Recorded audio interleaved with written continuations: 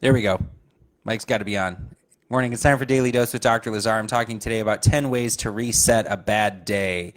I don't know about you, but sometimes I have a really, really bad day. And, there are people that will say, well, just, change your mind. And I don't know, maybe some people can do that. But these are 10 tips that I've used that can help reset a bad day. First of all, number one, be grateful for something. You can't be in gratitude and disappointment at the same time. So that doesn't work if you're upset about something. Hi, Amy. Good morning. Being grateful about something can completely snap you out of that. You might have to be intentional about it, but practice it, and you'll be amazed at what happens. You can also, as kind of like a makeshift to that, you can think about look for three good things. Just say, hey, I'm really frustrated about this. I'm really annoyed about this, but let me find three good things. So that's a huge one. Another thing you can do is breathe. If you do explosive breathing, 3 sets of 10, you flood your brain with oxygen, which is super helpful. You've heard me talk about Beamer before. I've got some notes I'm going to be checking, so you'll see me looking to the side so I stay on task. Beamer also floods the body with brain. So the brain with blood and oxygen. So explosive breathing, 3 sets of 10 can be really helpful for that. You can also Beamer. So increasing blood flow will be helpful.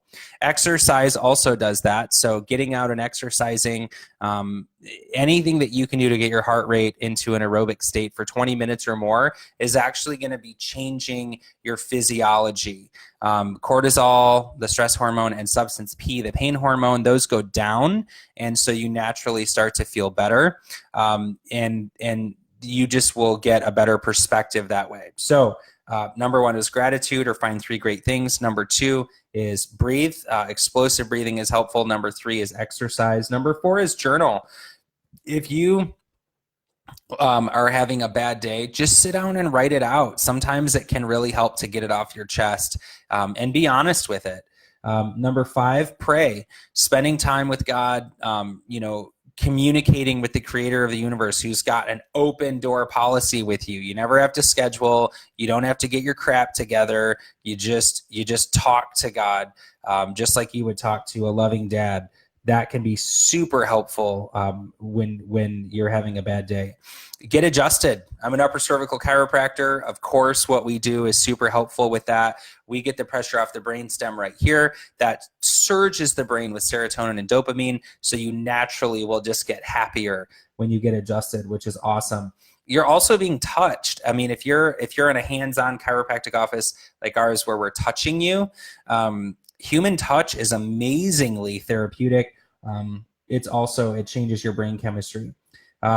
So those first 6: gratitude, breathe, exercise, journal, pray, get adjusted. Number 7, go outside. That will shift your perspective in such an amazing way.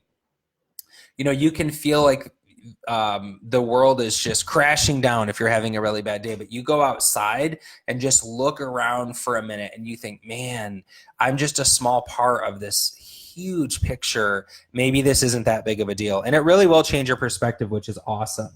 Number 8, laugh, wrestle, roughhouse with your kids if you have them, with your nieces and nephews, with your friends' kids, whatever you can do. It is amazing what happens if you just spend some time with kids. Kids are awesome. They're not like adults. They're not all in their head.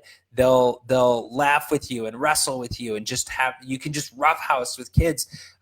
It's so much fun to be able to do that.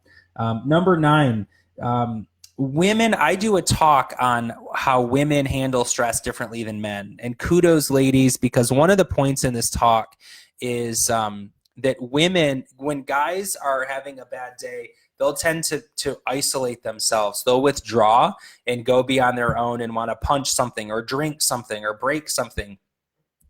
Women will tend to go meet up with their friends for dinner and talk bad about us guys, or meet for lunch. And that that mechanism, there's some neuroscience behind that I get into in my women in stress talk, and it's how women will tend and befriend. They'll kind of have this motherly instinct and just gather around each other. They'll help other people out. They'll help other people's kids.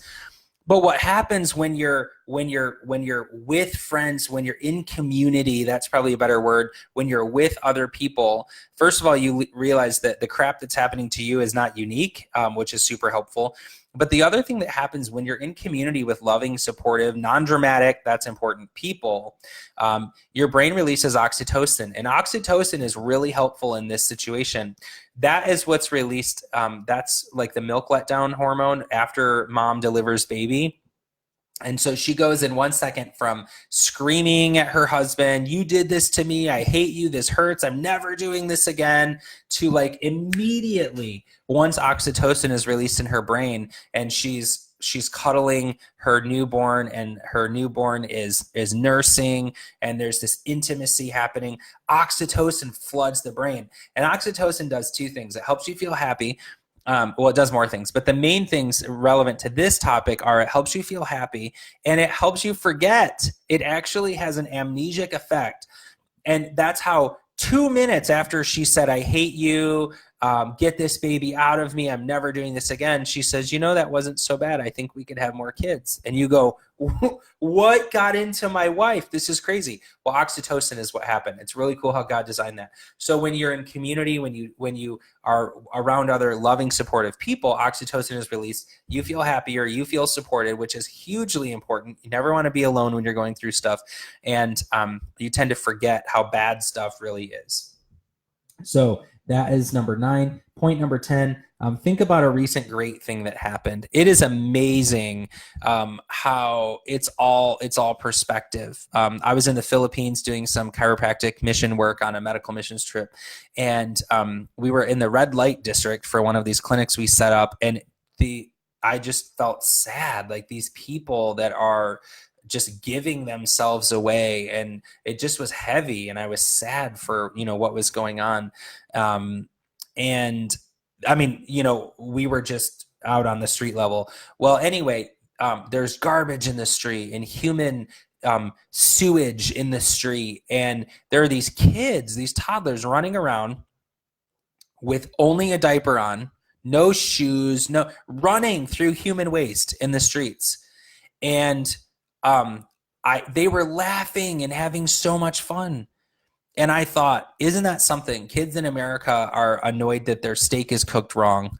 And here we are in Manila, and these kids have absolutely nothing, yet they're happy and full of joy. And I said to the missionary we were working with, to Corey, I said, if I plug my nose and close my eyes, all I can hear are kids laughing, and it's the most amazing thing.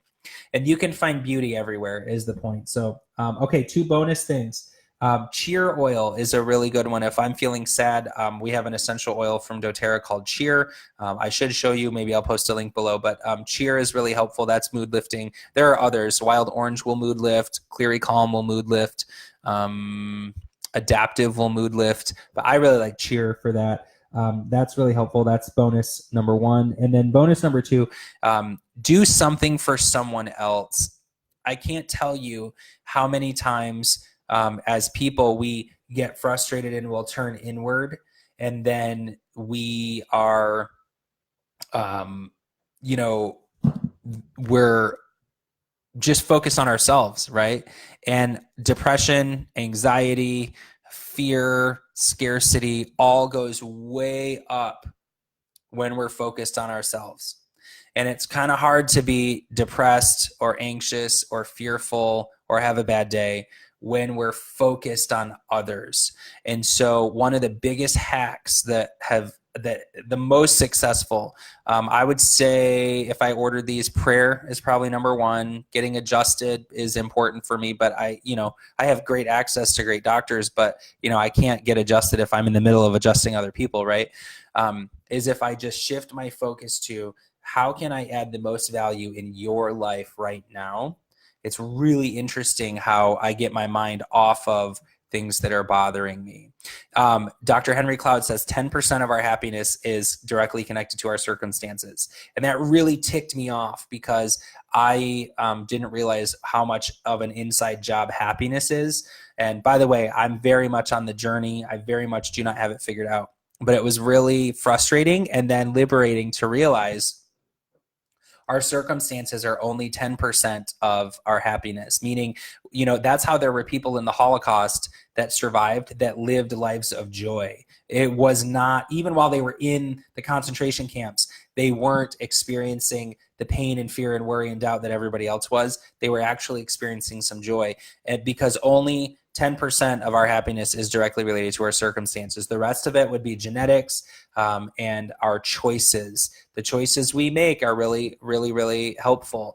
If you're moving forward, if you have goals that are set, if you're living a life of discipline and boundaries, you'll watch those bad days go down and those happiness levels go up. So free bonus tip.